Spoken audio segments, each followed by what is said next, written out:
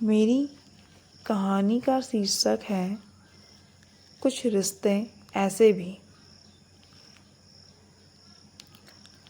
रमेश बाबू ने कमरे में घुसते ही कहा, सरप्राइज सरप्राइज।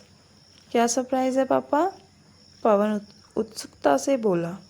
पवन और दिशा, ये लो, बगल वाली सोसाइटी में 2 BHK फ्लैट तुम्हारे लिए। व्हाट?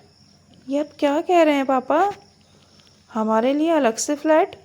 हम यहाँ खुश हैं पापा। क्यों दिशा? हाँ पापा, पवन सही कह रहा है, मुझे यहाँ कोई दिक्कत नहीं है, दिशा बोली।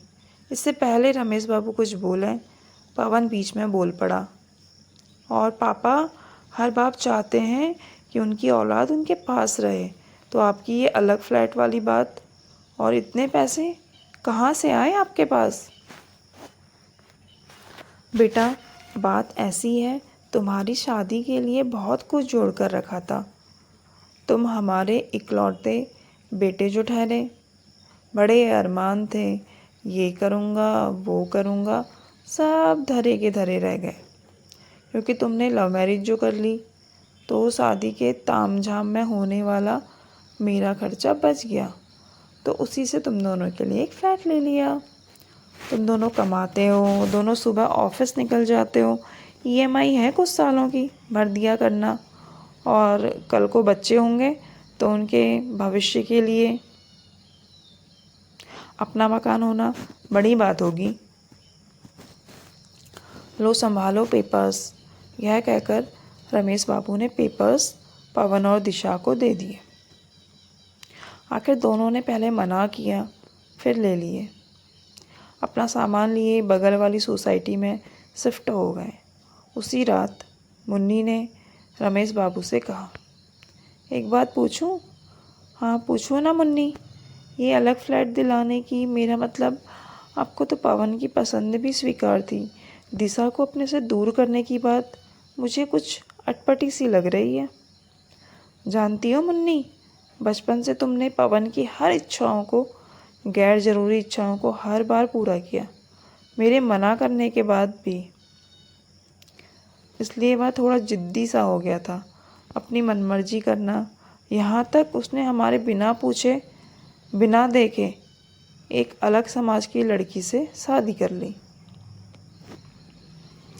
बच्चे बड़े होकर अपनी ज़िंदगी के फैसले खुद लेते हैं, ठीक है, मगर क्या हम दोनों उसके दुश्मन थे, जो हमें बताना भी ज़रूरी नहीं समझा?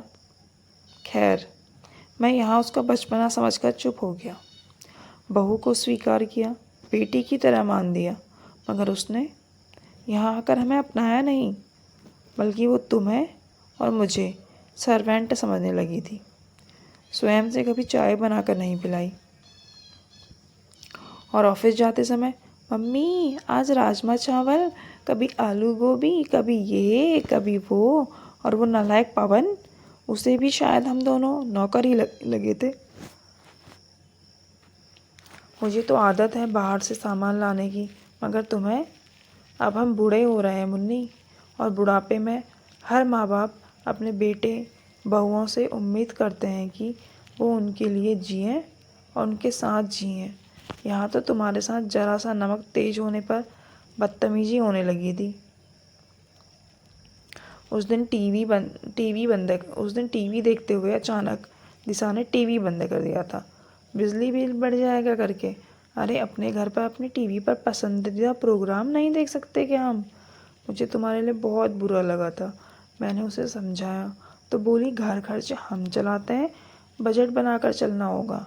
तुम और मैं, हमारे लिए तो हमारी पेंशन ही काफ़ी है, और साथ वाला कमरा किराए पर दे देने से हमें एक्स्ट्रा इनकम भी हो जाएगी, जिस पर रहकर वो दोनों अपना हक जमा रहे हैं। देखो, अब ऐसे तो वो यहाँ से जाते नहीं, तो मैंने ये फ्लैट वाली स्कीम खेली। दोनों लालच में भरेंगे हर महीने EMI, वहाँ का बिजली का बिल, मेंटेनेंस, सब कुछ। खुद बनाकर खाएंगे या होटलों से मंगवा कर, तब पता चलेगा माँ बाप क्या होते हैं, उनके होने ना होने का फ़र्क। मगर ये सब करना ज़रूरी था क्या मुन्नी? जब मरीज़ डायबिटीज़ का हो तो उसे करेले का जूस देकर ठीक किया जा सकता है। मीठी मीठी जलेबी नहीं देते। और वैसे भी कहीं दूर नहीं भेजा उन्हें, पास की सोसाइटी में रहेंगे तो हमें उनके आसपास ही तो रहेंगे। यदि कल वो अपनी गलतियों से सीखकर हमारे साथ रहना चाहेंगे तो कुछ शर्तों के साथ उन्हें अपने साथ ही भी रखेंगे, और यदि वह अपने स्वभाव में बदलाव नहीं करते तो मुन्नी ने प्रश्न पूछते हुए कहा, तो हम दोनों तो हैं ना, पहले थे आज भी हैं, साथ खाएंगे रहेंगे मगर स्वाभिमान के साथ। इस बार मुन्नी भी रमेश बाबू के साथ मुस्कुरा उठी। Thank you. अगर आपको मेरी ये स्टोरी अच्छी लगी हो तो please like, subscribe and share. Thank you.